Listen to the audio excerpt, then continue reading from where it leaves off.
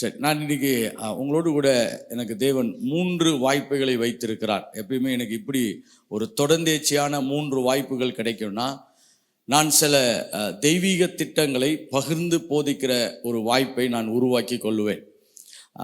என்னுடைய பின்னணி கொஞ்சம் வேற மாதிரி. எப்படி என்று சொன்னால், நான் வேதாகம கல்லூரி நடத்துகிற ஒரு ஆசிரியனாக கர்த்தர் என்னை வைத்திருக்கிறார்.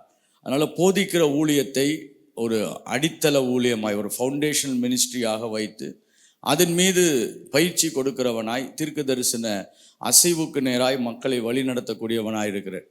அதனால் இந்த 30 வருட ஊழிய அனுபவத்தில் எனக்கு முதல் ஒரு இடத்துல செய்ய வேண்டிய வேலை எது என்று சொன்னீர் என்று சொன்னால், அடித்தளத்தை சரியாக உறுதிப்படுத்த வேண்டும். If you can strengthen the foundation, you can build any kind of building. ஒரு அடித்தள திட்டத்தையும் தேவ நோக்கத்தையும் தேவ தரிசனத்தையும் ஒருவன் கட்டி எழுப்பும் பொழுது அதற்கு மேலாக அசையாத சில நிலைகளை நம்மளால் கட்டி எழுப்ப முடியும்.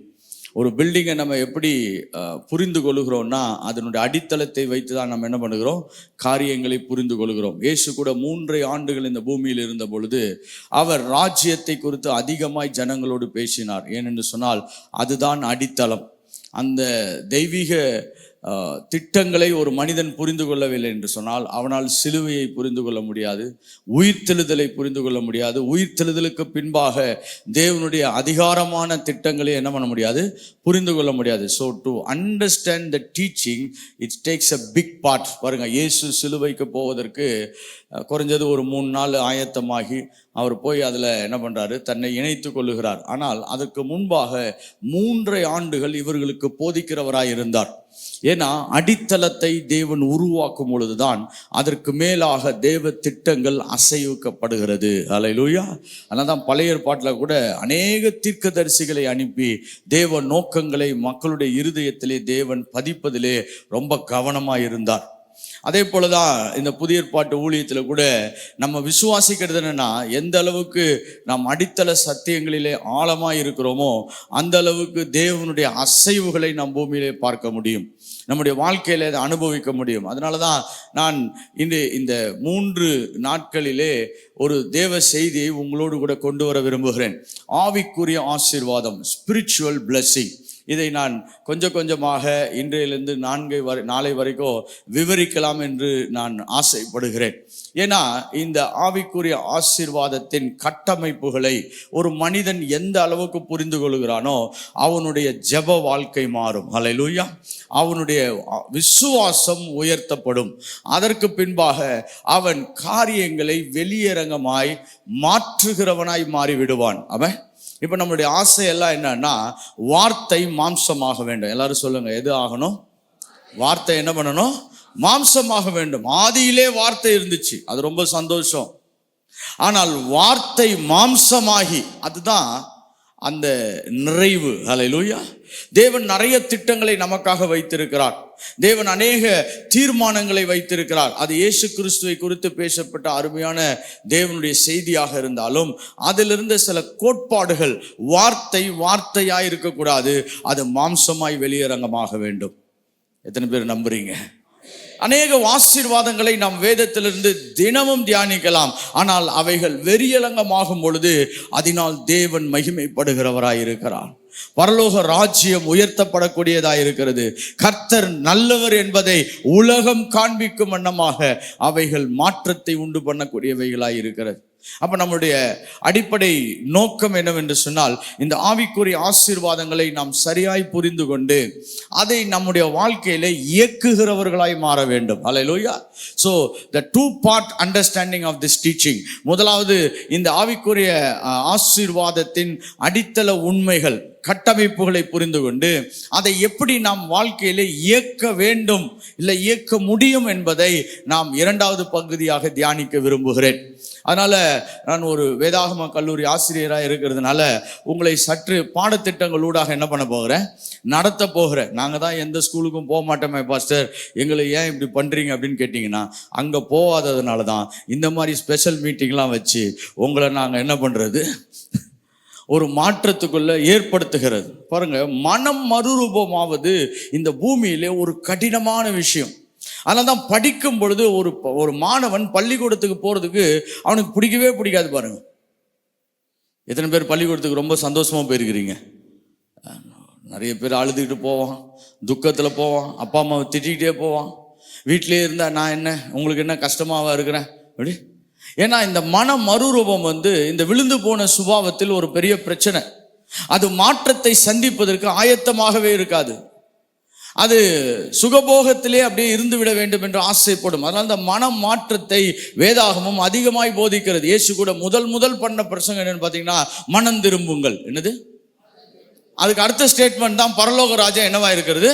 சமீபமாக இருக்குது. ஏன்னா பரலோக ராஜ்யத்தை குறித்து இவர்கள் அது எங்கேயோ இருக்குது, அது ஏதோ தூரத்தில் இருக்குது, அதெல்லாம் நம்ம கண்டடைய முடியாது, அதெல்லாம் மரணத்துக்கு அப்புறம் நம்ம சந்திக்கக்கூடியது என்று சொல்லி இருக்கும் பொழுது, கர்த்தர் இவர்களுக்கு பரலோக ராஜ்யத்தை குறித்த ஒரு தெளிவை கொடுப்பதற்கு முன்பாக மனம் திரும்பப்படுவதை குறித்து தேவன் பேசுகிறார். ஏன்னா unless the mind is renewed, you cannot see the realities of the kingdom. ஒரு மனிதனுடைய மனம் மாறாத பொழுது ராஜ்யத்தின் உண்மை நிலைகளை அவனால் பார்க்க முடியாது. அதனால தான் இந்த மனம் மாறுவது என்பது ஒரு கடினமான வேலை. நீங்க இந்த பூமியில எது ரொம்ப கஷ்டம்னு கேட்டீங்கன்னா இந்த மனம் மாற்றம் தான். இந்த மனம் மாறிடுச்சுன்னா நீங்க இந்த பூமியில அநேக வெற்றிகளை பார்த்து விடலாம். படிக்கிறது கஷ்டம், வேலை செய்யறது கஷ்டம், சிலரோடு பழகிறது கஷ்டம். நம்ம நினைக்கிறோம் இவங்களோட பழக முடியல, அவங்களோட பழக முடியல. மனம் மாறிடுச்சுன்னா நீங்க நிறைய பேர் கூட சமாதானமா பழகலாம். நீங்க குடும்பத்தில் நிறைய பிரச்சனை நினைக்கிறாங்க, புருஷன் சரியில்லை, மனைவி சரியில்லை, பிள்ளைகள் சரியில்லை. நம்ம மனசு சரியா மாறாதனால அவங்க கூட என்ன பண்ண முடியல, ஐக்கியப்பட முடியல, பிரயாணம் பண்ண முடியல. ஸோ மனமாற்றம் என்பது எல்லா பகுதிகளிலும் தேவைப்படுகிறது. இன்றைக்கு எப்படிப்பட்ட ஒரு மனமாற்றத்தை நான் உங்களோடு கூட பேச இருக்கிறேன்னு சொன்னால், இந்த ஆவிக்குரிய ஆசீர்வாதத்தை குறித்த ஒரு தெளிவான படத்தை கர்த்தர் நமக்கு கொடுக்கும்படியாய் நாம் ஜெபிக்க போகிறோம். ஹல்லேலூயா. இதான் நம்மளுடைய நோக்கம். பாருங்க, என்னைக்குமே ஒரு பஸ்ல ஏறும் பொழுது கூட இந்த பஸ் எங்க போகுதுன்னு தெரிஞ்சுக்கிட்டு ஏறணும். அப்படி கரெக்டா இல்லையா? ஒரு பிரசங்கத்தை கேட்கும் பொழுது கூட இந்த பிரசங்கம் எங்க போய் என்ன பண்ணப்படுது, நம்மளை கொண்டு போய் விட போகிறது என்ற இலக்கை தெரிந்து கொள்ளாத பொழுது, அதனால தான் நிறைய பேருக்கு பிரசங்கமே கேட்க முடியாம இருக்குது. ஏன்னா அது எங்க போகும்னு இவங்களுக்கும் தெரியல, பிரசங்கியாருக்கும் தெரியல. அதான் பிரச்சனை. ஏன்னா நான் அநேக போதகர்களையும் ஊழியர்களையும் உருவாக்குறதுனால அப்பப்போ அவங்க அந்த சப்ஜெக்டுக்கும் அப்பப்போ போயிட்டு வருவேன். நீங்கள் ஊழியம் செய்யணும்னு இருந்தீங்கன்னா இந்த பிரசங்கம் உங்களுக்கு பெரிய ஆசீர்வாதமாக இருக்கும். நீங்கள் எப்பயுமே ஊழியத்தை நிறைவேற்றுவதற்கு முன்பாக நீங்கள் என்ன செய்கிறீர்கள் என்பதை என்ன பண்ண வேண்டும், தெரிந்து கொள்ள வேண்டும். இயேசு பூமிக்கு வர்றதுக்கு முன்னாடியே அவருக்கு 100% பிளான் கரெக்டாக தெரியும். அதனால தான் அவர் கரெக்டாக என் பிதாவுக்கு அடுத்தவைகளே நான் என்ன பண்ணுகிறேன், நிறைவேற்றுகிறேன் என்று சொல்லுகிறார். அப்போ மனமாற்றம் என்பது ஒரு முக்கியமான பகுதி. அதில் விசேஷமாய் இந்த பகுதியை தான் நான் தியானிக்க விரும்புகிறேன். ஆவிக்குரிய ஆசீர்வாதங்கள், த ஸ்பிரிச்சுவல் பிளெஸிங். என்னோடு கூட எபேசியர், இங்கிருந்து நம்மளுடைய செய்தியை நாம் தொடங்க ஆரம்பிக்கலாம். எபேசியர் 1ஆம் அதிகாரம் முதல் 3 வசனங்களை நான் வாசிக்க விரும்புகிறேன். எபேசியர் 1ஆம் அதிகாரம் முதல் 3 வசனங்கள். தேவனுடைய சித்தத்தினாலே இயேசு கிறிஸ்துவனுடைய அப்போஸ்தலனாகிய பவுல் எபேசுவிலே கிறிஸ்து இயேசுவுக்குள் விசுவாசமாய் இருக்கிற பரிசுத்தவான்களுக்கு எழுதுகிறதா வருது. இப்போ இதை யாருக்கு எழுதுறாரு? முதல்ல விசுவாசிகளுக்கு எழுதுகிறார். ஹல்லேலூயா. யாருக்கு எழுதுறாரு? That means is writing to believers. ஏற்கனவே இயேசுவை விசுவாசிக்கிறவர்கள். ஹல்லேலூயா. இங்க நீங்க எல்லாம் இயேசுவை விசுவாசிக்கிறீங்க, அதனால தான் சிறப்பு கூட்டங்களுக்கு வந்திருக்கிறீங்க. அதனால உங்களுக்கு இந்த செய்தி ரொம்ப ஏற்றதா இருக்கும் என்று நான் ஆழமாய் நம்புகிறேன். எப்பயுமே பைபிளை 2 இடத்துல பிரிச்சு பார்க்கலாம் பாருங்க. எதை தேவன் விசுவாசிப்பதற்காக பேசி இருக்கிறார், எதை விசுவாசிகளுக்காக பேசி இருக்கிறார். ஆமென். எதை விசுவாசிக்கிறதுக்காக பேசி இருக்கிறார் அப்படின்றால் to bring them to the level of faith. அவர்களை விசுவாசத்துக்கு நகர்த்துவதற்காக பேசுவது வேற, விசுவாசிக்கிறவர்களுக்காக பேசுவது வேற. இப்போ இந்த இரண்டையும் வேதாகமத்தில் எப்பயுமே பிரிச்சு படிச்சீங்கன்னா அது ரொம்ப பிரயோஜனமா இருக்கும். அதுல முதல் இது விசுவாசிகளுக்காக பேசுகிறார். ஏன்னா இந்த விசுவாச மக்கள் இயேசுவை விசுவாசித்த பிறகு சில சவால்களை அவர்கள் தொடர்ந்து சந்திக்க முடியும். நீங்க விசுவாசிக்கிறதுக்கு முன்னாடி இருக்கிற சவால்கள் வேற, விசுவாசித்ததுக்கு அப்புறம் இருக்கக்கூடிய சவால்கள் வேற. நீங்கள் விசுவாசத்துக்கு முன்பாக இருக்கக்கூடிய சவால்கள் அப்படின்னா it is a problem of an evangelistic problem என்று சொல்கிறோம். அது ஒரு சுவிசேஷத்தை கொண்டு போய் சேர்க்கக்கூடிய ஒரு பிரச்சனை. ஒரு மனிதன் தான் பாவி என்று உணர்த்தப்பட வேண்டும். அவனுக்கு தேவன் இந்த பூமியில் எப்படிப்பட்ட பரிகாரத்தை வைத்திருக்கிறார் என்ற வெளிச்சம் வேண்டும்.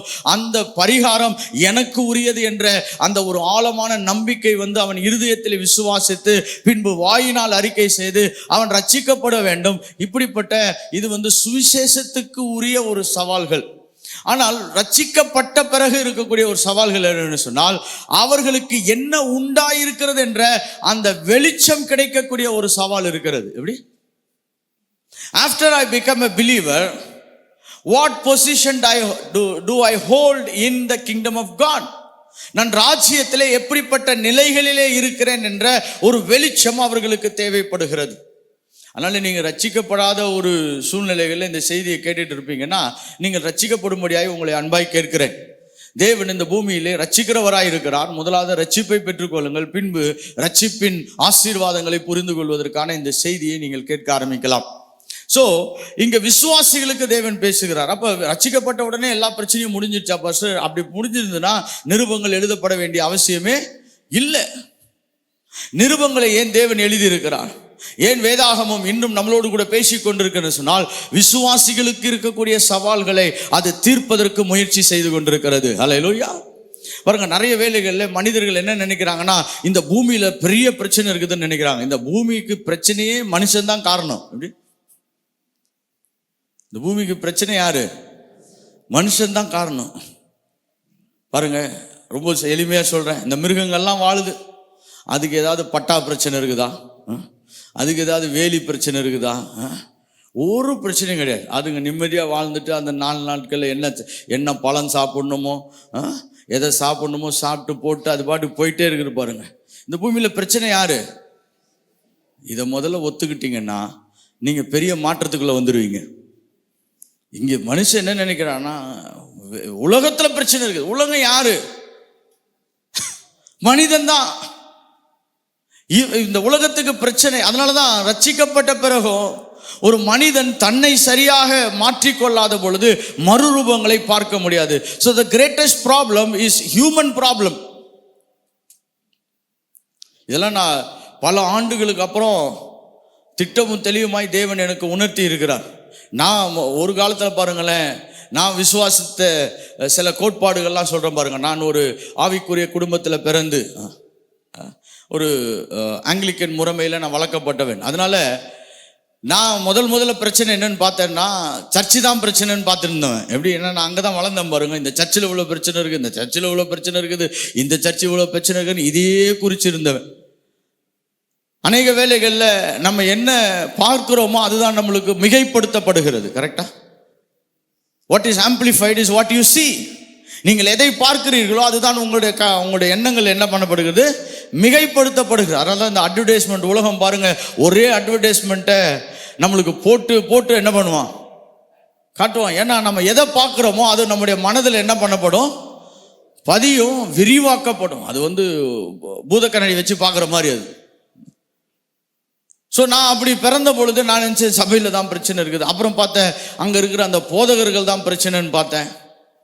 அதுக்கப்புறம் கொஞ்ச நாள் கழிச்சு பார்த்தேன், இந்த சபைக்கு மேலே ஒரு பிரச்சனை இருக்குது, அது இந்த சமுதாயம், இந்த அரசியல் என்று சொல்லிலாம் பார்த்தேன். அதுக்கு பின்பு ஒரு முடிவுக்கு வந்தேன், இதெல்லாம் பிரச்சனையை விட முதல்ல மனிதன் தான் பிரச்சனையா இருக்கிறான்.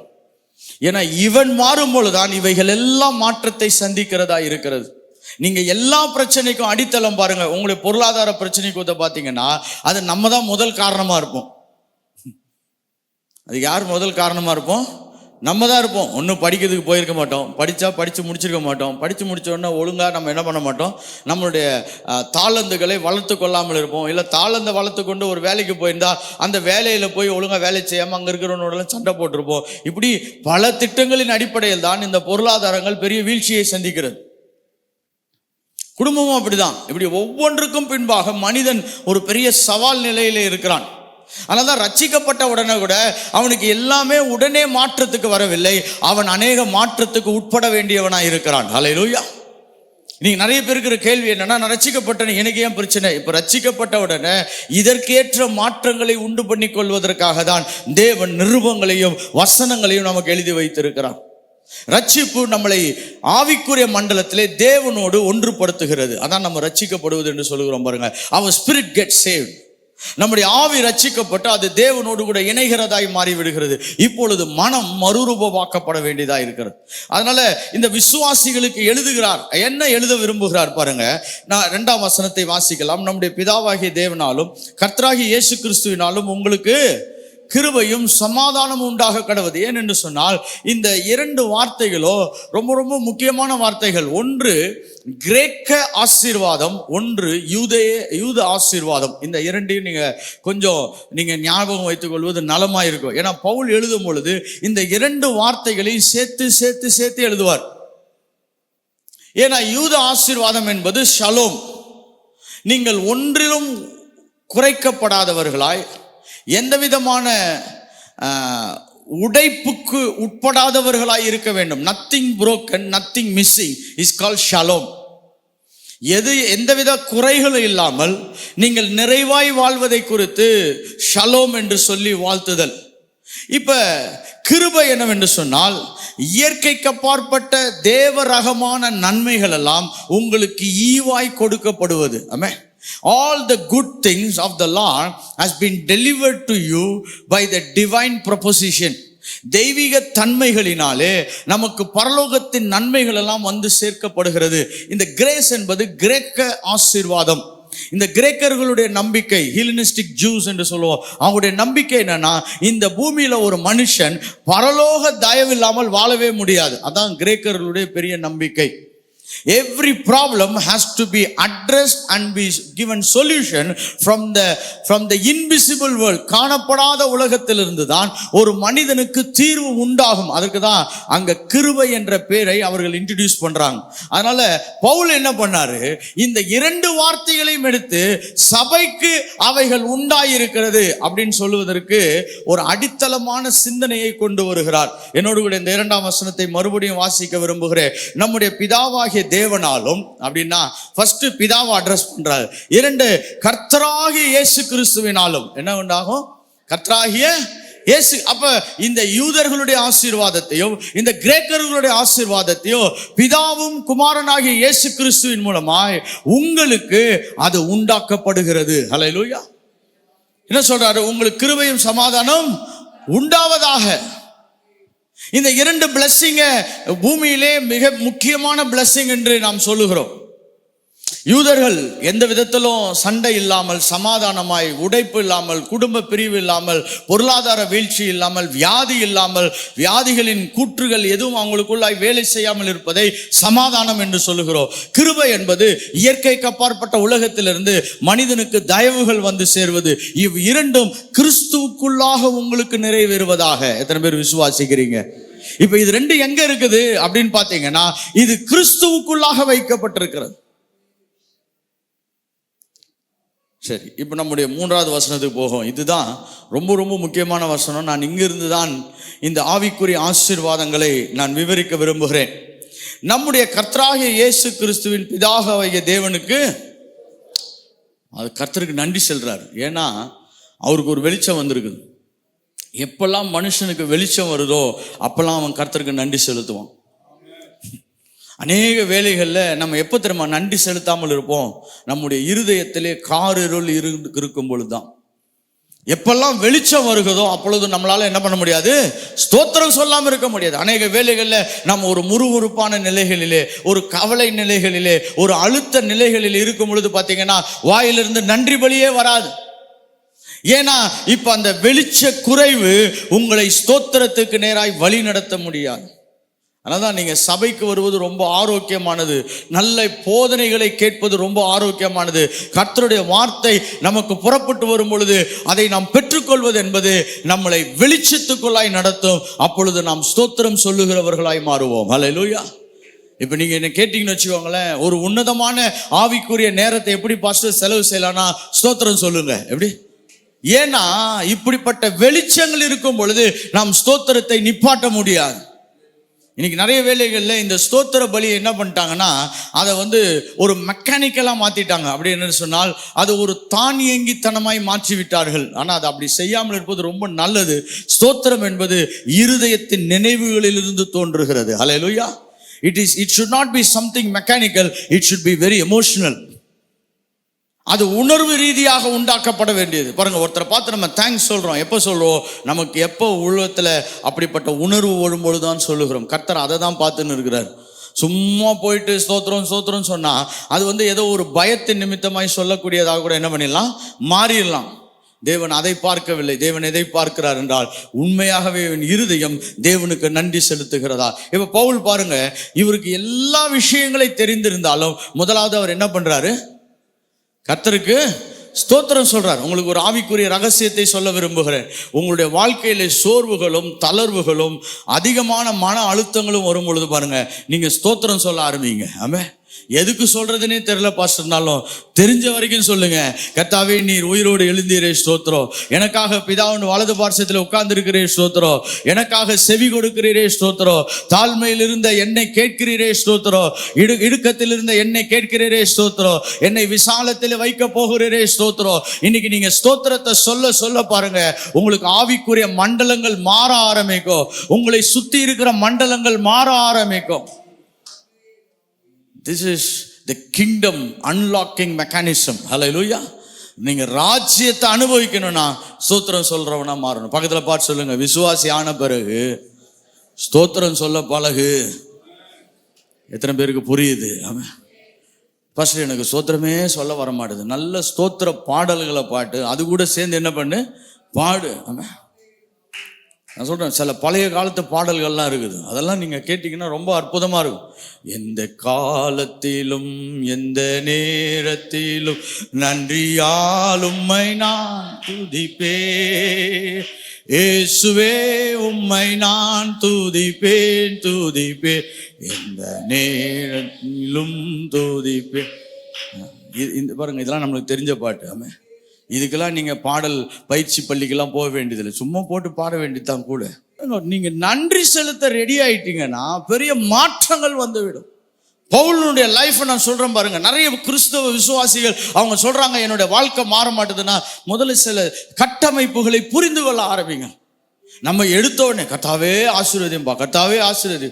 முதல்ல தேவன் என்ன செய்திருக்கிறார், எதை நிறைவேற்றி இருக்கிறார், எப்படி அந்த திட்டத்தை செயல்படுத்த வேண்டும் என்பதெல்லாம் நம்ம என்ன பண்ணணும், புரிந்து கொள்ள வேண்டும். ஒரு முறை நான் ஒரிசாவில் மிஷினரி பயணம் போயிருந்தோம் பாருங்க. அப்பொழுது ஏடிஎம்ல ஒருத்தர் மிஷினை போட்டு எட்டி எட்டி மிதிச்சு நின்றார். ஏன்னா இவங்கெல்லாம் கொஞ்சம் வித்தியாசமான மனிதர்கள். அவங்க பார்த்தீங்கன்னா அவர் மிதிக்க மிதிக்க, அப்புறம் நாங்கள் விசாரிச்சா என்னதான் எதுக்குப்பா இப்படி ஏடி மிஷினரினா, என் காசை உள்ள வச்சுன்னு இருக்குது, அது எனக்கு தரமாட்டுது. எப்படி? அது கரெக்டு தான், அவன் காசு தான், அது தரமாட்டுது. ஏன்னா அதுக்கு ஒரு வழிமுறை இருக்கிறது. அதுக்கு என்ன இருக்குது?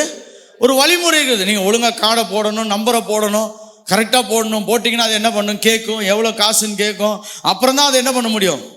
ஆவிக்குரிய வாழ்க்கை அப்படிதான் பாருங்க. உங்களை கிறிஸ்து இயேசு ஆசீர்வதித்திருந்தாலோ சில வழிமுறைகளின் மூலமாக தான் அவைகளை வாழ்க்கையிலே கட்டவிழ்க்கிறவர்களாக இருக்கிறோம். Through some process, through some evolution of thoughts, you bring those manifestations. இன்னைக்கு இதை புரிஞ்சு கொள்வதுதான் தேவன் நமக்கு வைத்திருக்கிற திட்டம். ஹல்லேலூயா. பாருங்க, ஸ்பெஷல் மீட்டிங்னா சும்மா கர்த்தர் இனிமேல் தான் ஏதோ செய்ய போறாரு இல்லை, ஏற்கனவே செய்ததை ஒழுங்கா புரிஞ்சுக்கிட்டாவே ஸ்பெஷல் மீட்டிங் தான். பக்கத்துல பார்த்து சொல்லுங்க, ஸ்பெஷல் மீட்டிங்னா ஏற்கனவே செய்ததை ஒழுங்கா புரிஞ்சுக்கிட்டாவே ஸ்பெஷல் மீட்டிங் தான். நிறைவேல எங்களுக்கு ஒரு பெரிய பிரச்சனை இருக்கு. ஸ்பெஷல் மீட்டிங்னா எங்களுக்கு பதஷ்டம் வருது. ஆனால் இப்போ கொஞ்சம் பதஷ்டம்லாம் கம்மியாக இருக்குது. ஏன்னா இது சாதா மீட்டிங்கு, ஸ்பெஷல் மீட்டிங்லாம் எதுவும் கிடையாது. பாருங்க, ஒரே மீட்டிங் தான். இயேசுவை குறித்து சரியாக புரிந்து கொண்டால் வாழ்க்கை மாறிவிடும். ஹல்லேலூயா. சரி, இப்போ ஸ்தோத்திரம் என்று சொல்லிட்டு அவர் என்ன சொல்ல விரும்புகிறார் பாருங்க. அவர் கிறிஸ்துவுக்குள் உன்னதங்களிலே ஆவிக்குரிய சகல ஆசீர்வாதத்தினாலும் நம்மை, இப்போ பவுல் தண்ணியும் சேர்த்துக்கிட்டார். எப்படி? பவுல் பாருங்க ரொம்ப டெக்னிக்கலான ஆளு. அவர் நிறைய இடத்துல இந்த விசுவாசம் ஆசீர்வாதம் வரும்பொழுது தண்ணி அது கூட என்ன பண்ணுவார், இணைச்சிப்பார். அதான் ஞானம். நான் ஒவ்வொரு முறை பிரசங்கம் பண்ணும் பொழுது பாருங்க, இந்த பிரசங்கம் எனக்குன்னு சேர்த்து நான் சந்தோஷமா பேச ஆரம்பிப்பேன். அதனால தான் சில பேர் பிரசங்கத்தில் கேட்கும்போது தூங்கினா கூட கவலைப்படுறது இல்லை. ஏன்னா நான் முழிச்சுன்னு இருக்கிறேன் பாருங்க. அதனால நானே கேட்டுன்னு போறேன், எனக்கு ஒன்றும் பிரச்சனை இல்லை. ஸோ இந்த மாதிரி ஒரு மனநிலையில சந்தோஷமா ஊழியம் பண்றவன். ஏன்னா இந்த வெளிச்சம் என்பது மற்றவர்களுக்கு வருவதை போல பிரசங்கியார்களுக்கும் உண்டாகிறது. அதனால இங்க பவுல் என்ன பண்றாரு பாருங்க, ஒரு பெரிய திட்டத்தை தன்னோடும் கூட இணைத்துக்கிறார். அவர் சொல்றாரு, நம்மை ஆசீர்வதிக்கிறார். யார் ஆசீர்வதிக்கிறார்? நம்மை ஆசீர்வதிக்கிறார். இப்ப இங்க இருந்துதான் நம்முடைய அடிப்படை வசனத்தை நான் விவரிக்க விரும்புகிறேன். அவர் கிறிஸ்துவுக்குள் உன்னதங்களிலே ஆவிக்குரிய, இன்னைக்கு அதை தான் நான் பேச விரும்புகிறேன், ஆவிக்குரிய சகல ஆசீர்வாதங்களினாலும். எல்லாரும் சொல்லுங்க, என்ன ஆசீர்வாதம்? ஆவிக்குரிய சகல ஆசீர்வாதங்கள். இந்த எதை மறந்தாலும் இந்த ஒரு ஓட மட்டும் மறக்காதீங்க. நீங்க பல பிரச்சனைகள் வரும் பொழுது உங்களை பலப்படுத்தக்கூடிய ஒரு தெய்வீக தீர்மான தீர்க்க தரிசன வசனத்தை சொல்லி இருக்கிற, நீங்க எப்பெல்லாம் பிரச்சனை வரும்போது சொல்லணும், ஆவிக்குரிய சகல ஆசீர்வாதங்கள். ஆவிக்குரிய the spiritual blessing, அதான் ஆவிக்குரிய ஆசீர்வாதம் என்ற தலைப்பிலே நான் பேச விரும்புகிறேன். முதலாவது இந்த ஆவிக்குரிய ஆசீர்வாதம் என்ற இந்த பதத்தை சற்று விவரிக்க விரும்புகிறேன். என்னோடு கூட நீங்க கொஞ்சம் நீங்க கவனமாய் டிராவல் பண்ண விரும்புகிற, ஏன்னா இது திட்டங்களை விவரிக்கிற நேரம். அதனால அந்த அடிப்படை கட்டமைப்புகளை உருவாக்குகிற நேரம். The spiritual blessing, what is a spiritual blessing? ஒரு ஆவிக்குரிய ஆசீர்வாதம் என்றால் என்ன அப்படின்றத முதலாவது நான் சற்று விவரிக்க விரும்புகிறேன். இந்த பவுலுடைய கண்ணோக்கத்துல பழைய ஏற்பாட்டில் தான் ஆபிரகாமின் ஆசீர்வாதத்தில் தான் எல்லாம் இருக்கிறது என்று சொல்லி யூதர்கள் அதிகமாய் விசுவாசித்து கொண்டிருந்தார்கள். கரெக்டா? இன்னைக்கு நீங்க யூதர்கிட்ட போய் பேசினீங்கன்னா அவங்க நாங்கள் ஆசீர்வதிக்கப்பட்டவர்கள், நாங்கள் ஆசீர்வதிக்கப்பட்டவர்கள் என்ற அந்த ஒரு சம்பவத்தை அவர்களால் மீறி வர முடியாது. அவங்க அதுல ரொம்ப ஸ்ட்ராங்கா இருப்பாங்க. ஏன்னா ஆபிரகாமின் ஆசீர்வாதம், எங்களுடைய மூதாதையராகிய தகப்பனை என்ன பண்ணிருக்காரு? கர்த்தர் ஆசீர்வதித்திருக்கார். So they are so strong in their blessings. இப்ப ரட்சிக்கப்பட்டு யூத முறைமையிலிருந்து நிறைய பேர் வந்திருக்கிறாங்க, கிரேக்க முறைமையிலிருந்து நிறைய பேர் வந்திருக்கிறாங்க, புறஜாதி சந்ததிகள்ல இருந்து நிறைய பேர் வந்திருக்கிறாங்க. இப்ப எல்லாருக்கும் பவுல் என்ன எழுதுறார் என்று சொன்னால், இப்ப உனக்கு இருக்கிறதும் அதே ஆவிக்குரிய ஆசீர்வாதம் தான் உனக்கும் இருக்கிறது. ஹல்லேலூயா. He is comparing the old covenant prophecies to the new covenant understandings. ஏனென்றால் ஆவிக்குரிய ஆசீர்வாதம் வெறும் ஆபிரகாமின் மூலமாய் ஆரம்பிக்கப்பட்டு பின்பு அது அவனுடைய தொடர்ச்சியிலே அது தாவீதின் மேல இப்படிப்பட்ட பல ஆசீர்வாதங்கள் இருந்தாலோ, இப்பொழுது இந்த ஆவிக்குரிய ஆசீர்வாதம் உனக்கும் உண்டாயிருக்கிறது என்பதை திருச்சபைக்கு விவரிக்க விரும்புகிறான். So God has chosen us to bless us. முதலாவது நாம் நம்ப வேண்டியது என்னவென்று சொன்னால், என்னை ஆசீர்வதிப்பதை கர்த்தர் தெரிந்து கொண்டவராய் இருக்கிறார். I am chosen to be blessed. பாருங்க, இன்னைக்கு இருக்கக்கூடிய ஒரு பெரிய சவாலான நிலை என்று சொன்னால், ஆசீர்வாதத்தை பற்றி பேசினாலே நிறைய பேருக்கு வருத்தமும் கோபமும் வருகிறது.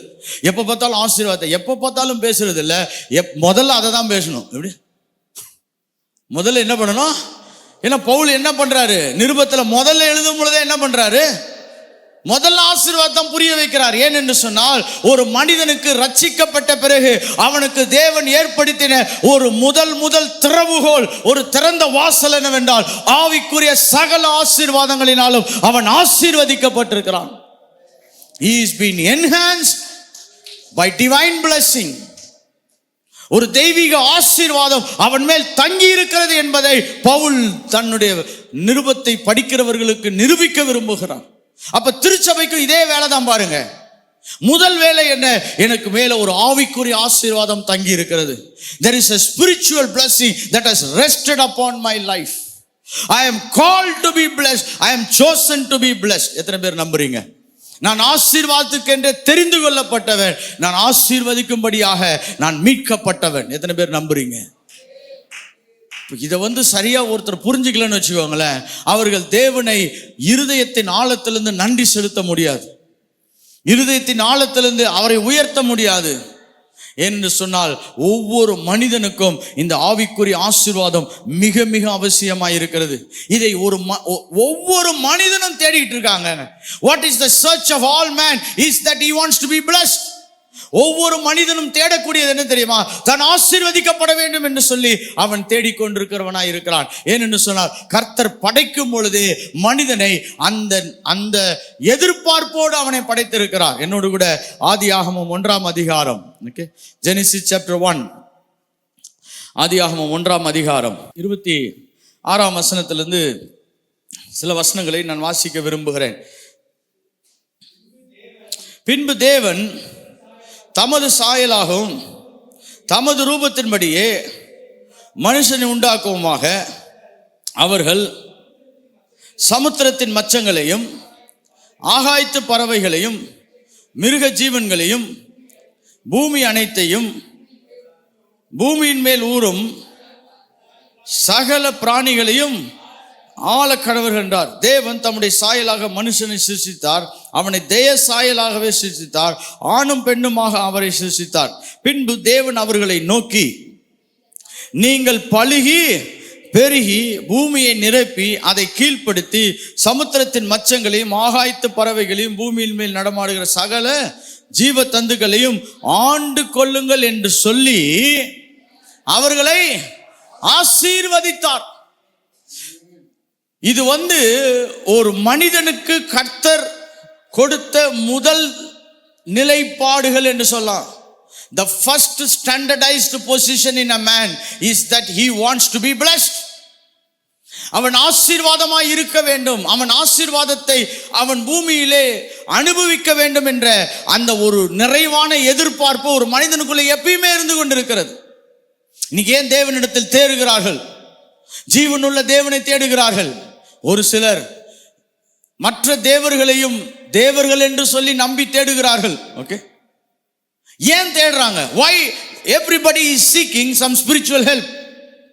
நீங்க உட்கார்ந்து யோசித்து பாருங்க. ஏன் பல கூட்டங்கள் பல முறைமைகளிலே பல ஆவியின் மண்டலத்தின் உதவிகளை தேடிக்கொண்டிருக்கிறார்கள்? because they are searching for only one thing, it's called blessing. கரெக்டா?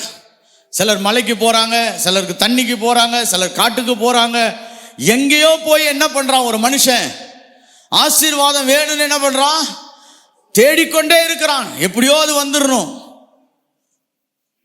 So he is channelizing many things. பல மதங்கள் ஊடாக பல சில டீச்சிங்ஸ், டாக்டரினல் உபதேசங்கள் மூலமாக அவைகளை தேடிக்கொண்டே இருக்கிறான். ஏன்னா ஒவ்வொரு மனிதனுக்குள்ளாயும் தான் ஆசீர்வதிக்கப்பட வேண்டும் என்ற அந்த ஏக்கமும் அந்த தாக்கமும் அவனோடு கூட இருந்து கொண்டிருக்கிறது. அவனுக்கு நல்லா தெரியும் பாருங்க, without a spiritual blessing I cannot succeed in this world. இந்த பூமியிலே ஒரு ஆவிக்குரிய ஆசீர்வாதம் இல்லாமல் என்னால் வாழ முடியாது என்பது ஒவ்வொரு மனிதனுக்கும் இருக்கக்கூடிய ஆழமான தேடுதல். அதனாலதான் அவன் எப்படியாவது ஒரு ஆவிகள் இடத்திலிருந்து சில ஆசீர்வாதங்களை பெற வேண்டும் என்று அவன் தேடிக்கொண்டிருக்கிறான். This is the cry of the human heart. அது நிச்சயமா ரட்சிக்கப்பட்ட பிறகு நம்மளுக்கும் இருக்கும். எப்படி?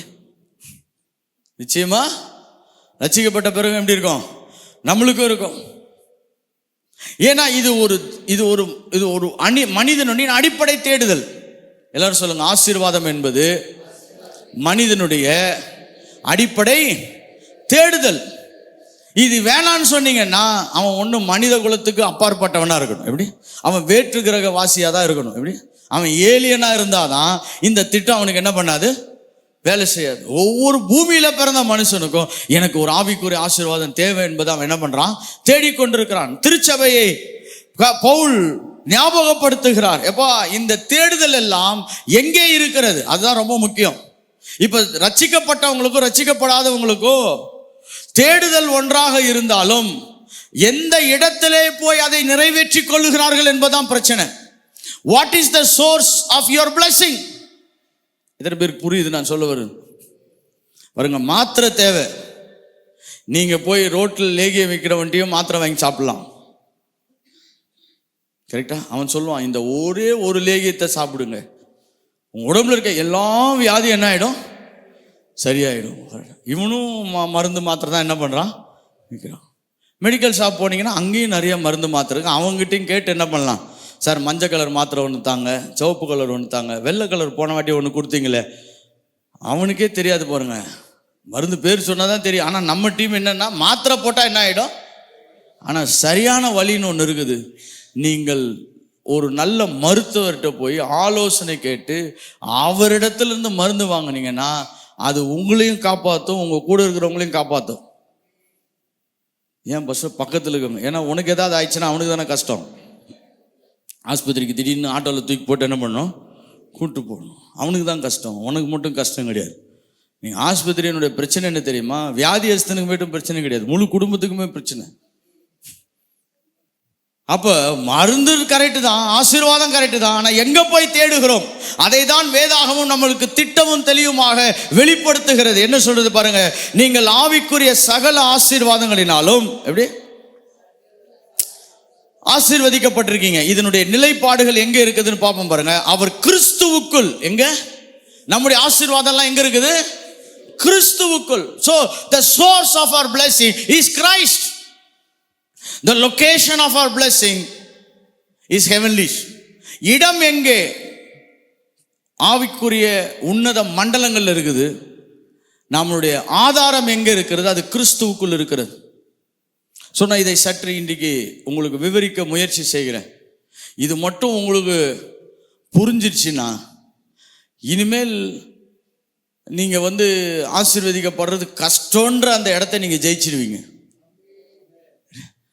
எனக்கு ஆசீர்வாதம் வேலை செய்யுமா, எனக்கு ஆசீர்வாதம் தங்குமா, எப்படி எனக்கு ஆசீர்வாதம் இருக்குதா, இல்லாட்டி எங்கேயாவது போய் என்னை எப்படியாவது ஆசீர்வச்சிருங்கன்ற இந்த நோக்கம்லாம் நின்று போயிடும். அதுக்கு தான் இன்னைக்கு பிரசங்கமே. எப்படி we have been already blessed. ஆவிக்குரிய சகல ஆசீர்வாதங்களினாலும் கிறிஸ்துவுக்குள் உன்னதங்களிலே நாம் என்ன பண்ணப்பட்டிருக்கிறோம்? ஆசீர்வதிக்கப்பட்டிருக்கிறோம். our spiritual blessing is in Christ and it is in heavenly places. இதை தான் நான் சற்று உங்களோடு கூட விளக்க விரும்புகிறேன். அப்போ ஆவிக்குரிய ஆசீர்வாதம் என்னன்னா, விழுந்து போன உலகத்திலே ஆவிக்குரிய உதவிகளை பெறுவது. எப்படி ஆவிக்குரிய ஆசீர்வாதம்னா என்னது? விழுந்து போன உலகத்திலே ஆவிக்குரிய உதவிகளை பெறுவது. ஸ்பிரிச்சுவல் அட்வான்டேஜ் இன் த ஃபாலன் வேர்ல்டு. நீங்கள் நோட்ஸ் எடுக்கிறவங்களா இருந்தால் இதை எழுதி வச்சுக்கோங்க, பின்னாடி உங்களுக்கு ரொம்ப பிரயோஜனமாக இருக்கும். ஸ்பிரிச்சுவல் அட்வான்டேஜ் இன் த ஃபாலன் வேர்ல்டு. இந்த விழுந்து போன உலகம் எல்லா மனிதரையும் கீழே இழுத்து கொண்டு இருக்கிறது. அவனுக்கு வியாதியை கொடுக்கிறது, அவனுக்கு மன நிம்மதியை குலைக்கிறது, அவன் தேடுகிறது வெற்றியடையாமல் தடுக்கிறது, அவனுடைய முயற்சிகளை எல்லாம் அது அவைகளை காண முடியாதபடி அதை அவனுக்கு மறைத்து வைக்கிறது. So the whole world is in the fallen nature. கர்த்தர் எப்படி படைத்தாரோ அது அப்படி இல்லை, அவைகள் எல்லாம் ஒரு வீழ்ச்சியிலே இருக்கிறது. ஏனென்று சொன்னால் இந்த உலகத்தின் அதிபதியான பிசாசானவர் அவைகளை தன்னுடைய காலின் கீழாக வைத்து ரட்சிக்கப்பட்ட தேவ பிள்ளைகளுக்கு அதை தடை செய்கிறவனாய் இருக்கிறான். So spiritual blessing is a spiritual advantage in the fallen world. இந்த உதவி தெய்வீக உதவி என்று சொல்லலாம் பாருங்க. இந்த விழுந்து போன உலகத்தில் இன்னொரு வார்த்தையை சொல்லி நான் அந்த கூற்றை நான் பலப்படுத்த விரும்புகிறேன். Spiritual backup when the dark kingdom trying to swallow you. ஆசீர்வாதம் என்பது உங்களுக்கு ஒரு ஆவிக்குரிய பின் துணை. எப்பொழுது இந்த இருள் உங்களை கவ்வ நினைக்கும் பொழுது. எப்படி நான் யூஸ் பண்ணுற சில தமிழ் வேர்ட்லாம் உங்களுக்கு புதுசாக இருக்கலாம், எனக்கே புதுசு தான். அப்படி என் ஒய்ஃபே சொல்லுவாங்க, அபிஷேகம் வந்தால் வார்த்தையே மாறுது அப்படின்வாங்க. நல்ல வேலை, வேற மாதிரி மாறாமல் இப்படி மாறுறது நல்லது. எப்படி அபிஷேகத்துக்கும் புல்பீட்டுக்கும் நிறைய சம்மந்தம் இருக்குது. இங்கே வரும்பொழுது நல்ல நல்ல வார்த்தைகள் தான் வரணும், தரம் குறைந்த வார்த்தைகள் என்ன பண்ணக்கூடாது, வரக்கூடாது.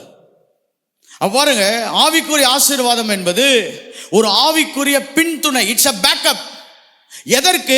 இந்த இருளான உலகம் உங்களை கவ்வ நினைக்கும் பொழுது, when it wants to overtake your life, கர்த்தர் உங்களுக்கு பின்பாக நின்று அவைகளை தடுக்கிறவராய் மாறுவதுதான் ஆவிக்குரிய ஆசீர்வாதம். மூன்றாவதாக ஸ்பிரிச்சுவல் என்டாஸ்மெண்ட், அவன் divine protection of his own. தேவன் இவைகள் தன்னுடையவைகள் என்று சொல்லி அதை பாதுகாக்கிறவராய் மாறுவது. இது என்னுடையது என்று சொல்லி அதை பாதுகாக்கிறவராய் மாறுவதற்கு பேர் ஆவிக்குரிய ஆசீர்வாதம். Divine endowment and divine protection of his own. பாருங்க, இன்னைக்கு நம்ம பிள்ளைகளை பெற்றெடுக்கிறோம். அந்த பிள்ளைகளை வளர்ப்பதற்கு நம்ம என்ன பண்றோம்? வீடு கட்டுறோம், கரெக்டா? காம்பவுண்ட் வால் போடுறோம், கேமரா போடுறோம், கதவு போடுறோம், கரெக்டா? இந்த குழந்தை பிறந்து அது எங்கேயா ஓடிடக்கூடாதுன்ற கதவெல்லாம் பூட்டி வைக்கிறோம். அவங்களுக்கு நல்ல சாப்பாடு செய்யறதுக்கு கிச்சன் ரெடி பண்ணுறோம். அவங்க நிம்மதியாக தூங்குறதுக்கு நம்ம என்ன பண்ணுறோம், ஒரு பெட்ரூம் கட்டுறோம். நீங்கள் எல்லாம் குழந்தை பிறந்தவன பாருங்கள், ஒரு மனுஷனே மாறிடுவான். அது வரைக்கும் குழந்தையா இருக்கிறவன் ரொம்ப மாற்றத்துக்குள்ளே போவான். அதனால தான் கல்யாணம் ஆன பிறகு சில பேர் சொல்லுவாங்க இவன் மாறிட்டான்னு. நான் சொன்னேன் நல்லா மாறிட்டான்னா கரெக்டு. எப்படி அப்பையும் குழந்தைய பெற்றுட்டு இவன் பாட்டுக்கு எங்கேயாவது சுற்றிட்டு இருந்தான்னு வச்சுக்குவாங்க, அது ரொம்ப பிரச்சனை.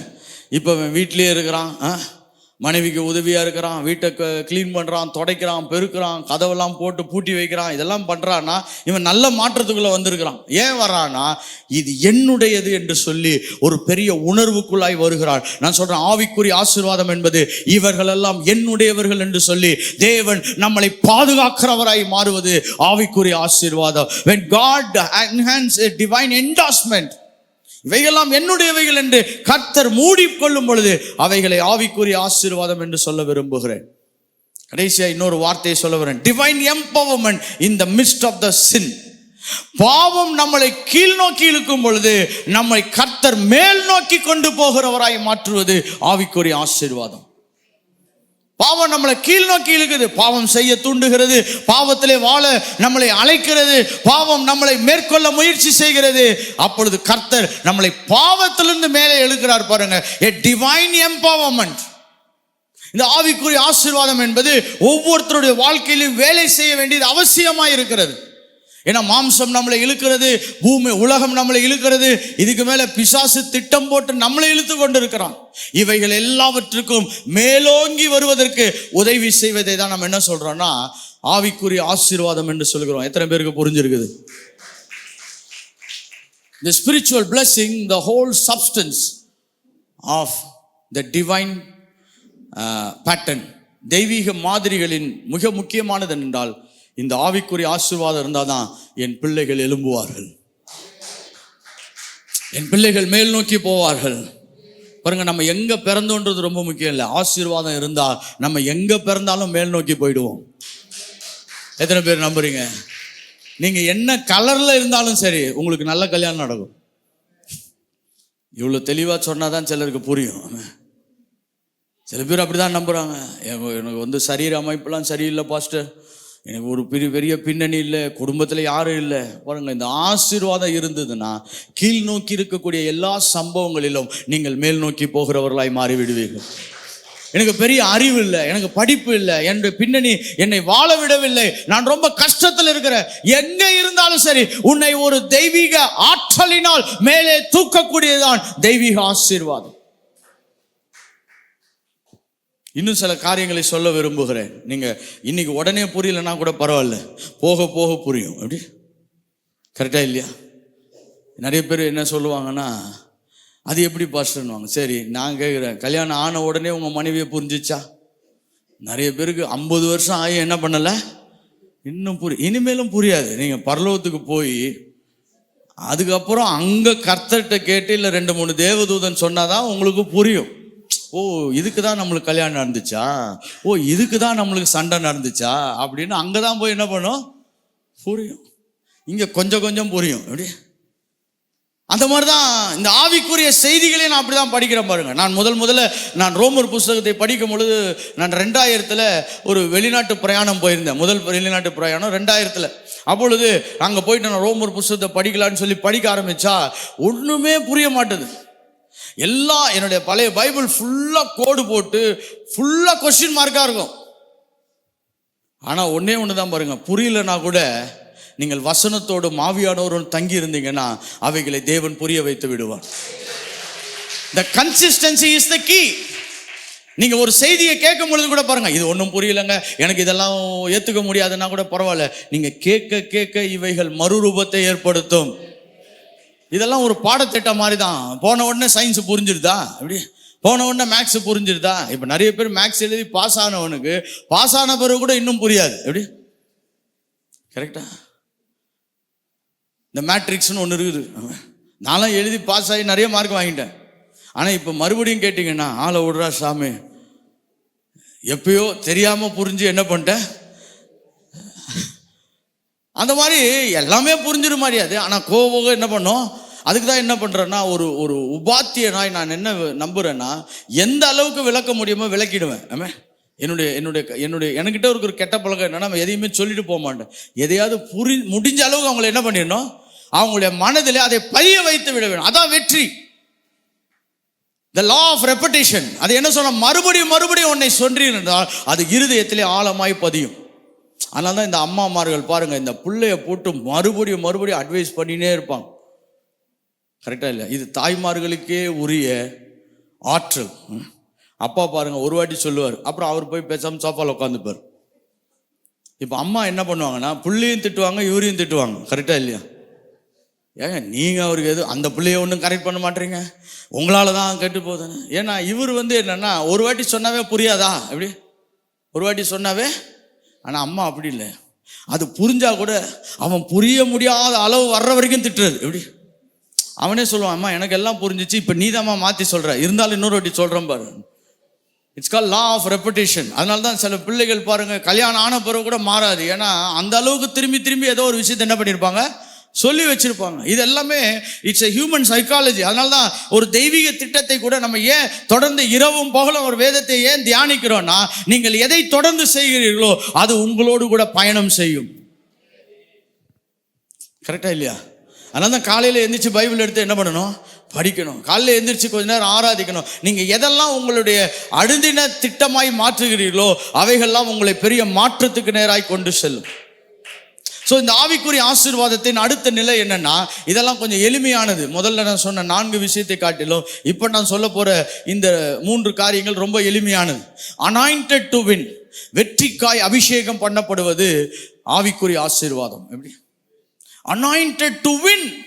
ஏனால் உலகமே தோல்வியை நோக்கி நகர்த்தக்கூடியதா இருக்கிறது. The whole fallen world is to collapse man from inside. ஒரு மனிதனை உள்ளான நிலையிலே அவனை தோல்வி மண்டலத்துக்குள்ளாய் கொண்டு செல்வதே இந்த உலகம் முயற்சி செய்து கொண்டிருக்குது. அதனால தான் சொல்றது, உனக்கு அறிவு இல்லை, உனக்கு படிப்பு இல்லை, நீ ஜெயிக்க முடியாது, நீ ஒன்றும் இல்லாதவனாக இருப்ப, உன்னால எதையுமே பூமியில் எழும்பி செய்ய முடியாது. இப்படி எல்லாம் இந்த உலகம் பல வன்மையான வார்த்தைகளை பேசிக்கொண்டே இருக்கும். ஏன்னா the whole world is systemized man to collapse from inside. ஆனால் அநேக மன அழுத்தங்கள் உண்டாகிறது. வார்த்தையினால் மனிதர்கள் காயப்படுகிறார்கள். அந்த காயத்திலிருந்து அவர்கள் மீள முடியாமல் இருக்கிறார்கள். கரெக்டா இல்லையா? நீங்க சோகத்தில் இருக்க நிறைய பேர், இந்த டிப்ரெஷன் மன அழுத்தத்தில் இருக்கவங்களை போய் கேட்டு பாருங்களேன். அவங்க அந்த மாதிரி சொல்லிட்டாங்க, இவங்க இந்த மாதிரி சொல்லிட்டாங்க, இந்த சம்பவம் நடந்த பிறகுதான் என்னுடைய இருதயமே என்ன ஆயிடுச்சு, நொறுங்கிடுச்சு. எப்படி ஆங்கிலத்தில் பேசுறவங்களா இருந்தா ஐ கொலாப்ஸ் லைக் அ கார்ட் அப்படின்வாங்க. எப்படி ஒரு அட்டைப்பட்டி உடையிற மாதிரி நான் என்ன பண்ணிட்டேன், அப்படியே உடஞ்சி போயிட்டேன் அப்படின்னு. இது எல்லாமே ஒரு மனிதனை கீழ் நோக்கி கொண்டு போகிறது. நல்ல வார்த்தைகளே என்ன பண்ணப்படுறது இல்லை, பேசுறது இல்லை. ஆனால் இந்த ஆவிக்குரிய ஆசீர்வாதம் என்பது உன்னை வெற்றிக்கு நேராய் அபிஷேகம் பண்ணப்படுவது. Anointed to win. அடுத்தது நான் சொல்ல விரும்புகிற பாருங்க, எம்பவர்ட் டு ஓவர்கம், தடைகளை தாண்டி செல்ல உதவி செய்யக்கூடியது. ஆவிக்குரிய ஆசீர்வாதம்னா என்னது? தடைகள் இல்லைன்னு சொல்லல, தடைகள் நிச்சயமாய் இந்த பூமியிலே வகுக்கப்படுகிறது. மனித தடைகள் இருக்கிறது, ஆவிக்குரிய மண்டலத்தின் தடைகள் இருக்கிறது, பிசாசின் தடைகள் இருக்கிறது, அப்புறம் ஒருங்கிணைக்கப்பட்ட அமைப்பின் தடைகள் இருக்கிறது. The systemized obstacles are there. ஒரு சில சந்ததிகள் எழும்பக்கூடாது, ஒரு சில கூட்டம் எழும்பக்கூடாது, ஒரு சில மக்கள் எழும்பக்கூடாது, ஒரு சில ஜன மக்கள் எழும்பக்கூடாது என்று சொல்லி there are systemized obstacles in the world. நான் சொல்றதெல்லாம் உங்களுக்கு நல்லா புரியும்னு நினைக்கிறேன். இதுவும் புரியலன்னா நீங்கள் ரொம்ப பச்சிலம் குழந்தைகளாக இருக்கிறீர்கள். அப்படி கர்த்தர் உங்களை ஆசீர்வதிப்பாராக. The whole system is designed like that. இந்த ஜனம் எழும்பிடக்கூடாது, இந்த கூட்டம் எழும்பிடக்கூடாது, இப்படிப்பட்ட மக்கள் எழும்பிடக்கூடாதுன்னு ஒரு தடையை எப்பொழுதுமே பூமி என்ன பண்ணி வைக்கிறது. ஆனால் அவைகளை தாண்டி செல்வதுதான் ஆவிக்குரிய ஆசீர்வாதம். empowered to overcome that. கடைசியாய் சொல்ல விரும்புகிறது, எனக்கு ரொம்ப பிடிச்சது, impossible to curse. சாபம் வேலை செய்ய முடியாத அளவுக்கு மாற்றத்தை உடையவர்கள், அவர்கள் தான் ஆவிக்குரிய ஆசீர்வாதம். impossible to curse. ஒருவன் சபிக்கப்பட முடியாத நிலையிலே அவன் மாற்றப்படுவதுதான் ஆவிக்குரிய ஆசீர்வாதம். ஏன் இவ்வளோ விஷயத்தை நான் சொல்ல விரும்புகிறேன்? நம்முடைய மனக்கண்கள் எல்லாம் பிரகாசமாகணும். அல்லேலூயா. பாருங்க, இயேசு ஒரு வார்த்தையை சொன்னார். இந்த வார்த்தையை நான் அடிக்கடி தியானிப்பேன். அந்த தியானத்தின் அடிப்படையில் தான் இவைகளெல்லாம் நான் இவ்வளவு சொல்ல முயற்சி செய்கிறேன். என்னோடு கூட நீங்கள் மத்தேயு எழுதின சுவிசேஷம் 12ஆம் அதிகாரம் 12ஆம் வசனத்துக்கு வந்தீங்கன்னா, உள்ளவன் எவனோ அவனுக்கு என்ன பண்ணப்படும்? கொடுக்கப்படும், பரிபூர்ணமும் அடைவான். இல்லாதவன் எவனோ அவனிடத்தில் உள்ளதோ எடுத்துக்கொள்ளப்படும். இப்ப இயேசு என்ன சொல்ல வர? நான் இந்த ஆங்கிலிக்கன் சிஎஸ்ஐ முறைமையில வளர்க்கப்படும் பொழுது இந்த வசனம் எனக்கு ஒரு எதிரி வசனம் இது. ஏன்னா நாங்கள் ஒரு ரொம்ப பொருளாதார கீழான நிலைமையிலிருந்து எங்களுடைய வாழ்க்கையை தொடங்கினவர்கள். எங்கள் அப்பாலாம் ரொம்ப ஏமாற்றப்பட்டு ரொம்ப அடித்தளமான நிலையிலிருந்து தொடங்கினவர்கள். எங்கள் அம்மாவோ ரொம்ப கஷ்டமான பின்னணியிலேருந்து வந்தவங்க. அப்போ நான் இந்த வசனத்தை படிக்கும் பொழுது, கர்த்தர் இல்லாதவங்ககிட்ட இருந்து எடுப்பார் போல. எப்படி இல்லாதவங்ககிட்ட இருந்து இந்த வசனத்தை மட்டும் படிக்கும் பொழுது எனக்கு ரொம்ப கோபம் வரும். இதை படிக்கவே மாட்டேன். உள்ளவன் எவனுக்கோ கொடுக்கப்படும். ஏன்னா நான் சில பேரை பார்ப்போம் பாருங்க, பணக்காரனே ஆகிட்டு இருப்பான். கார் வாங்கினவன் என்ன பண்ணுவான்? கார் வாங்கினே இருப்பான். வீடு வாங்குறவன் வீடு வாங்கினே இருப்பான். இதை படிக்கும் பொழுது எனக்கு ரொம்ப டென்ஷன் ஆகும்.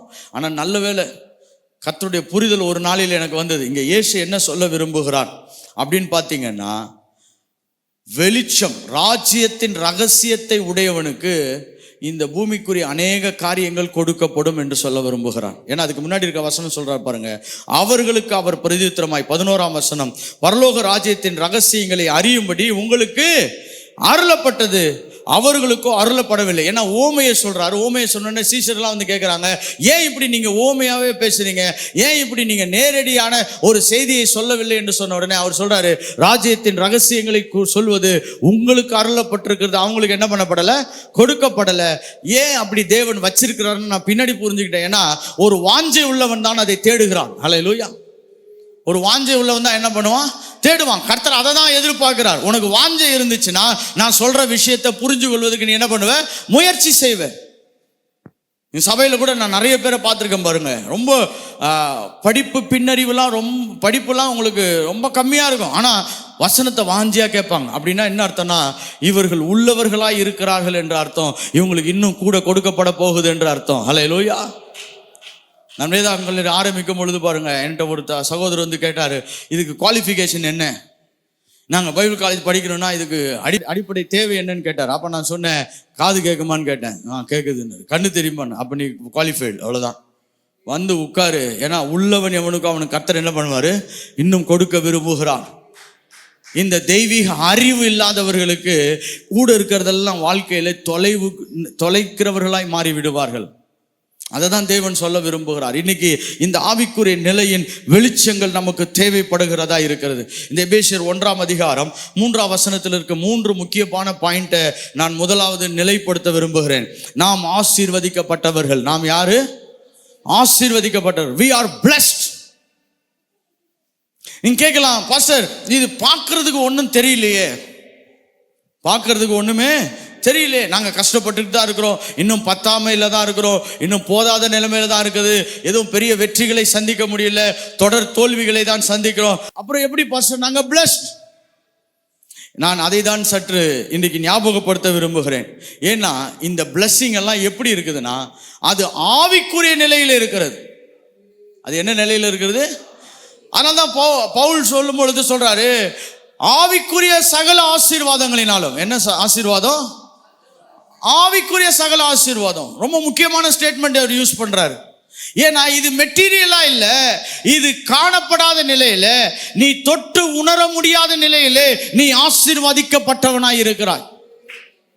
நீ கேட்கலாம், அதுக்கு என்ன பாஸ்டர் ரொம்ப முக்கியம்? அப்படி நான் இன்றைக்கு சில திட்டங்களை உங்களோடு கூட பேச இருக்கிறேன். என்னோடு கூட ஆதியாகமம் 12ஆம் அதிகாரத்தை நீங்கள் எடுத்துக்கொள்ளுங்கள். ஆதியாகமம் 12ஆம் அதிகாரம், இதெல்லாம் நம்மளுக்கு ரொம்ப தெரிஞ்ச அதிகாரம் தான்.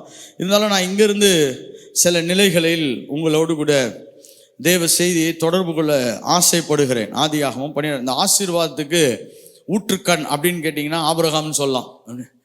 He is the prime example or the earthly source. நீங்கள் ஆபிரகாமை பிடிக்கலன்னா ஆபிரகாமின் ஆசீர்வாதம் வேலை செய்யாது. இப்படி நீங்கள் எப்பயுமே இந்த அபிஷேகம் எப்படி கனெக்ட் ஆகும்னா, நீங்கள் எப்படிப்பட்ட நபர்களை நீங்கள் வேதத்தில் நம்புகிறீர்களோ அப்படிப்பட்ட ஆசீர்வாதம் உங்கள் கூட கனெக்ட் ஆகும்.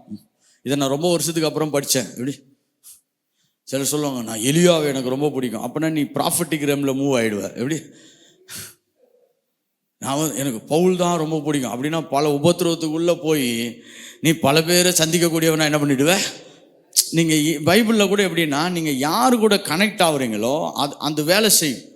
இது நாங்கள் பூமியிலையும் சொல்கிறோம். இப்படி சில மண்டலங்களை தேவன் வைத்திருக்கிறான். நீங்கள் பாருங்கள், மேக்ஸ் டீச்சரோடைய பழகுனீங்கன்னா உங்களுக்கு என்ன வரும்? மேக்ஸ் வரும். சயின்ஸ் டீச்சரோடைய பழகுனீங்கன்னா என்ன வரும்? பிடி டீச்சரோடைய பழகுனீங்கன்னா என்ன வரும்?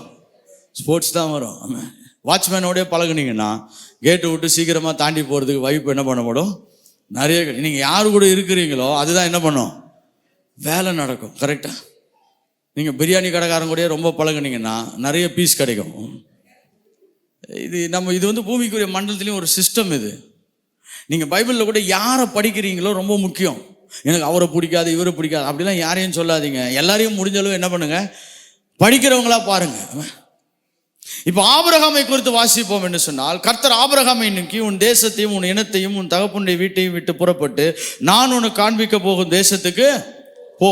ஓகே, இப்போ 12:2 நான் உன்னை பெரிய ஜாதியாக்கி உன்னை. இப்போ நீங்க கேளுங்க, இப்போ நீங்க நல்லா புரிஞ்சுக்கோங்க. இப்போ இவன் ஆயிட்டானா? இப்போ இவன் கூப்பிடும் பொழுதே அப்படி ஆயிட்டானா? ஆனா கூப்பிடும் பொழுதே இந்த ஆவிக்குரிய ஆசீர்வாதத்தை அவன் மேல வச்சுட்டார். இதுதான் ஸ்பிரிச்சுவல். அப்படின்னா கண்களினால் நீங்கள் பார்க்க முடியாத நேரத்திலே அவைகள் உங்கள் மேல் வைக்கப்படுகிறது. இதுதான் இந்த லொகேஷன் இஸ் வெரி இம்பார்ட்டன்ட். இந்த லொகேஷனை நீங்க கரெக்டாக கண்டுபிடிச்சிட்டீங்கன்னா உங்களுக்கு விசுவாச பயணம் சுலபமாக மாறிடும்.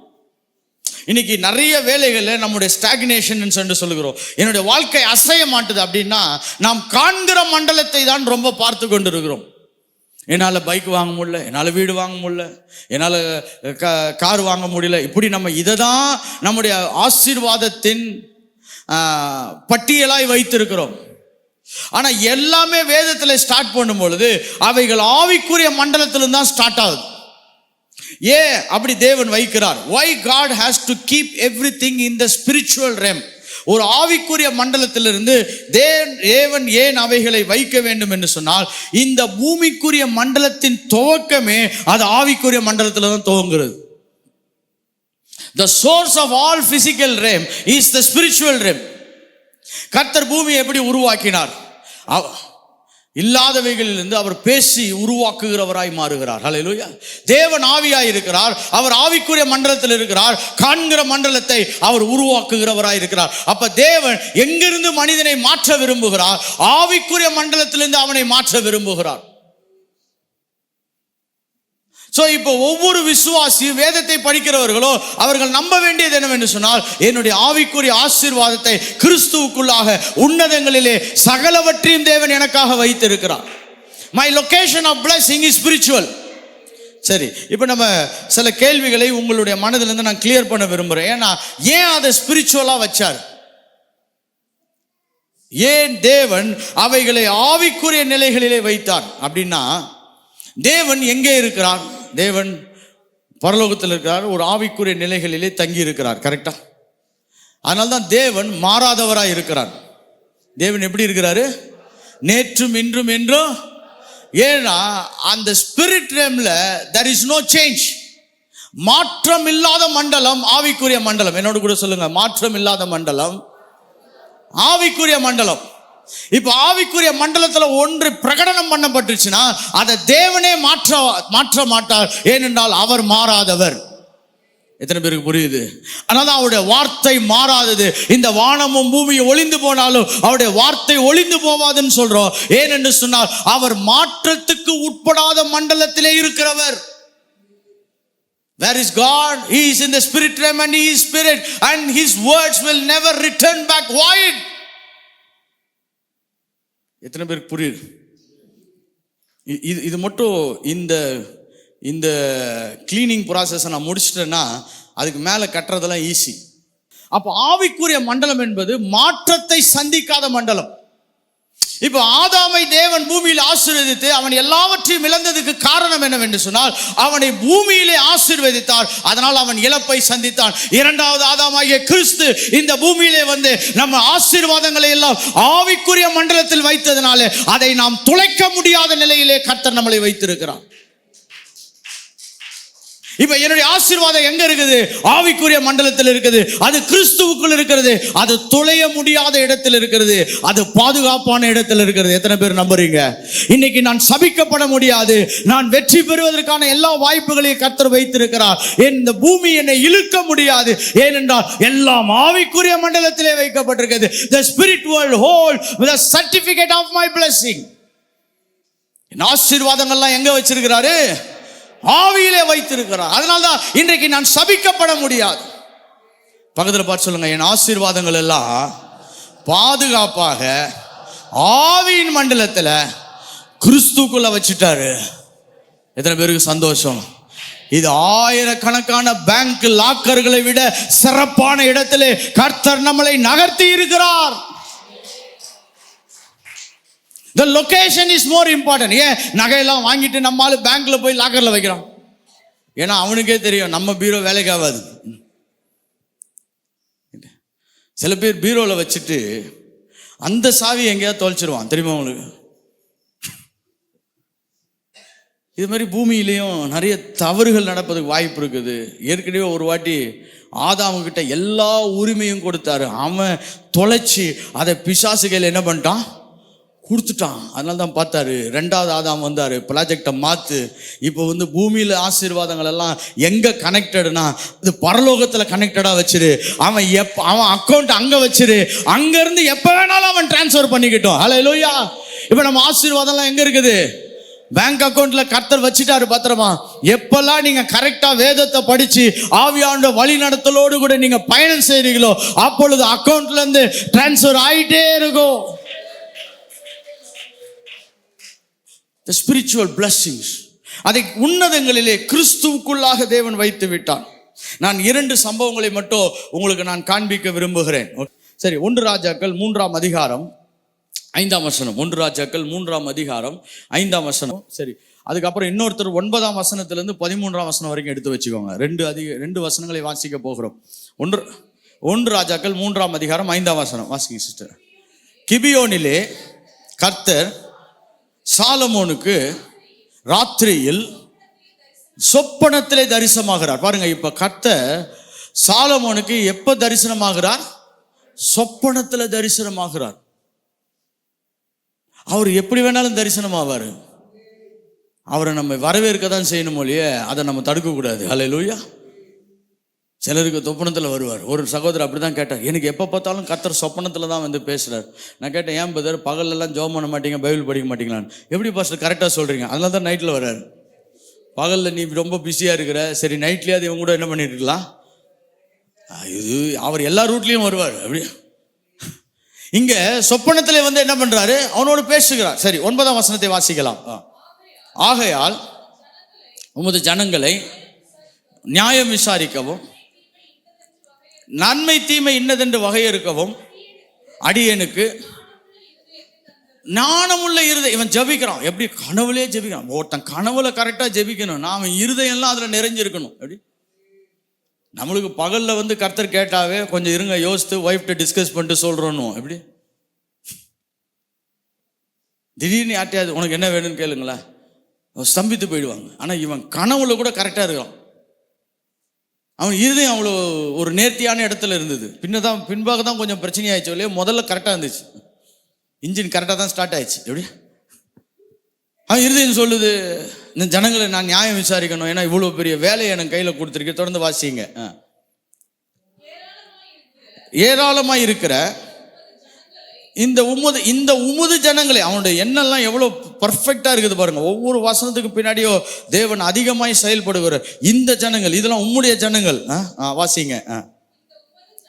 இந்த உமது ஜனங்களை நியாயம் விசாரிக்க யாராலே ஆகும்? இதெல்லாம் முடியாது. நான்லாம் சாதாரணமான ஆளு, நான் ராஜாவுடைய பிள்ளையா இருந்தாலும் என்னால் என்ன பண்ண முடியாது. சரி வாசிங்க.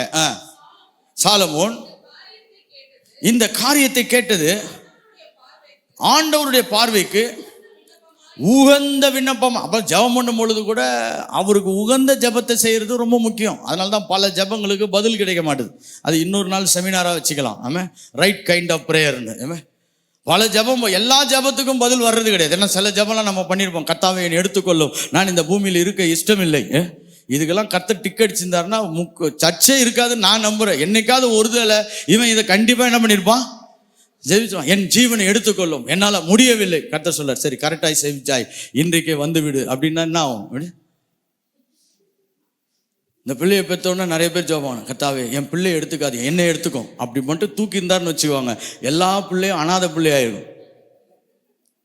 கரெக்டா இல்லையா? அதனால சரியான ஜெபம்னு ஒன்று இருக்குது, அதை இன்னொரு நாள் பார்க்கலாம். இவன் சரியானதை ஜெபித்தான் என்று வேதாகமத்திலே தேவன் சந்தோஷப்படுகிறார். அப்ப என்ன செய்யறார் பாருங்க, சாலமோன் இந்த காரியத்தை கேட்டது ஆண்டவர் பார்வைக்கு உகந்த விண்ணப்பமாக இருந்தது. 11ஆம் வசனம் வாசிக்கலாம். ஆகையினால் தேவன் அவனை நோக்கி, நீ உனக்கு நீடித்த நாட்களை கேளாமலும் ஐஸ்வர்யத்தை கேளாமலும் உன் சத்துருக்களின் பிராணனை கேளாமலும் நீ இந்த காரியத்தை கேட்டு நியாயம் விசாரிக்கிறதுக்கு ஏற்ற ஞானத்தை உனக்கு வேண்டிக் கொண்டபடியினால் உன் வார்த்தைகளின்படி செய்தேன். இப்போ இவன் தூங்கின்னு இருக்கிறான். கரெக்டா? நல்ல இந்த இந்த இந்த சம்பவத்தை நல்ல தியானம் பண்ணுங்க. இவன் தூங்கின்னு இருக்கிறான். அப்போ கர்த்தர் என்ன வேணும்னு கேட்கிறாரு. இப்ப சொல்றாரு, நான் செய்தேன் என்று சொல்லுகிறார். இப்ப இவன் தூங்கின்னு தானே இருக்கிறான். இப்ப என்ன நடந்துச்சு?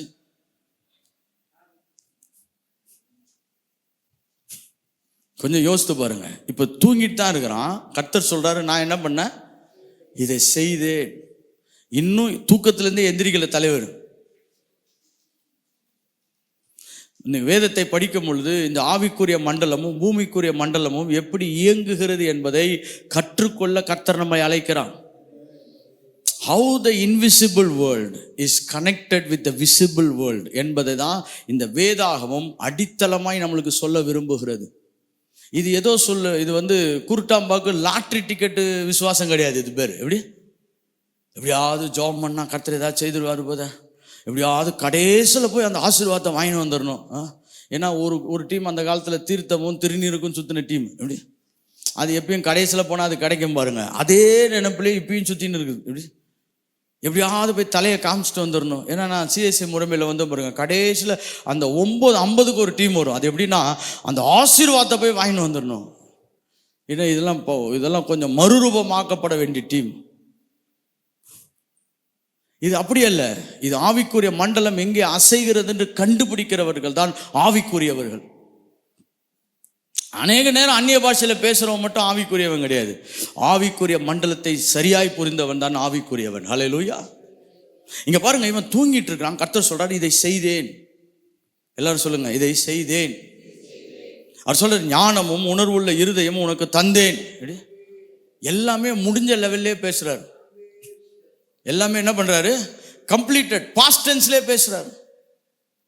ஏன்னா அர்த்தம் சொல்றாரு, இதிலே உனக்கு சரியானவன் உனக்கு முன்பாக இருந்ததும் இல்லை, உனக்கு சரியானவன் உனக்கு பின்பாக. இப்ப இதெல்லாம் என்ன சொல்ல வரேன்னா, இப்ப இவன் தூங்கிட்டு தான் இருக்கிறான். இப்ப இதெல்லாம் எங்க நடந்துச்சு?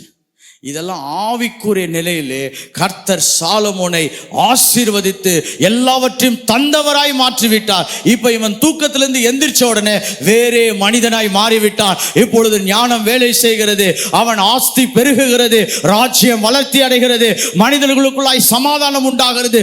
இப்ப இவனுக்கே ஒண்ணுமே புரியல. ஏன்னா இந்த ஸ்பிரிச்சுவல் பிளெஸிங் அவனுக்குள்ளாய் வேலை செய்ய ஆரம்பித்து விட்டது.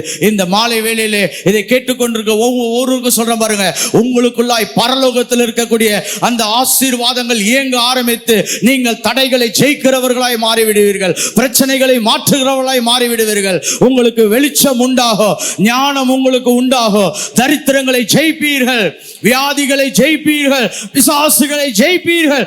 ஏனென்றால் இந்த ஆவிக்குரிய ஆசீர்வாதம் ஒருத்தருக்குள்ளாக இயங்க ஆரம்பித்த பொழுது அவனை இந்த பூமியிலே நிப்பாட்டுவதற்கு சக்தி இல்லை. அப்போ ஆசீர்வாதம் எங்கேருந்து ஆரம்பிக்குது? அது எப்படி வேலை செய்யுது? எல்லாம் ஸ்பிரிச்சுவலாக தான் அது ஆரம்பிக்கிறது. ஹல்லேலூயா. எல்லாரும் சொல்லுங்க, ஆவிக்குரிய சகல ஆசீர்வாதத்தினால் அப்படி எழுப்பி நிற்கலாமா? ஓகே, அப்படியே நம்ம 2-3 நிமிஷம் நம்ம ஜெபிக்க போகிறோம். அப்படியே ஆவியில நம்ம விட்டு கொடுத்து ஜெபிக்க போகிறோம். ஆவிக்குரிய சகல ஆசீர்வாதங்களினாலும் எல்லாம் கொஞ்ச நேரம் வாய்களை திறந்து அப்படியே தேவனுக்கு நன்றி செலுத்துங்க. கர்த்தாவே, இன்றைக்கு நான் பார்க்கிறது ரொம்ப வித்தியாசமா இருக்கலாம், அது நேர்த்தியா இல்லாமல் இருக்கலாம், அது ஆரோக்கியமா இல்லாமல் இருக்கலாம். ஆனால் நாங்கள் நிச்சயம் ஆவிக்குரிய ஆசீர்வாதங்களை கர்த்தர் எனக்குள்ளாய் வைத்திருக்கிறார். அவைகள் வெளியரங்கமான காலம் வந்து விட்டது. எத்தனை பேர் விசுவாசிக்கிறீங்க? இன்னைக்கு என் சூழ்நிலைகள் என்னை பேசுவதல்ல, இந்த சூழ்நிலைகள் என்னை பேச போகிறதல்ல. I am not determined by the outcome of this world. இந்த உலகம் என்னை பேசுகிற வண்ணமாய் நான் அங்கீகரிக்கப்படுவதில்லை. ஆவிக்குரிய சகல ஆசீர்வாதங்களினாலும் கர்த்தர் என்னை ஆசீர்வதித்திருக்கிறார். கிறிஸ்துவுக்குள்ளாக நான் ஆசீர்வதிக்கப்பட்டிருக்கிறேன். எத்தனை பேர் விசுவாசிக்க விரும்புறீங்க? இன்னைக்கு நீங்க நிறைய கேள்விகளோடு, நிறைய இருதயத்துல பதஷ்டங்களோடு கூட எதிர்காலம் என்ன ஆகுமோ, இதுக்கு என்ன கேள்வி என்று நீங்க நினைக்கிறீங்களா? இன்னைக்கு தேவன் நம்மோடு கூட பேசி இருக்கிறார். நீ இந்த பூமியில நோக்கம் இல்லாமல் பிறக்கவில்லை. நீ இந்த பூமியில ஏனோ தானோ என்று உருவாகவில்லை. நீ ஏதோ திட்டம் இல்லாமல் நீ வந்திருக்கிறேன்னு நினைக்காதீங்க. இந்த திருச்சபையில வந்து இந்த செய்தியை கேட்டுக்கொண்டிருக்க உங்களை ஒவ்வொருக்கும் சொல்லுகிறேன், இந்த ஆவிக்குரிய ஆசீர்வாதம் உங்களை மேல் நோக்கி கொண்டு போக போகிறது. உங்களுடைய தடைகளை மாற்றி அமைக்க போகிறது.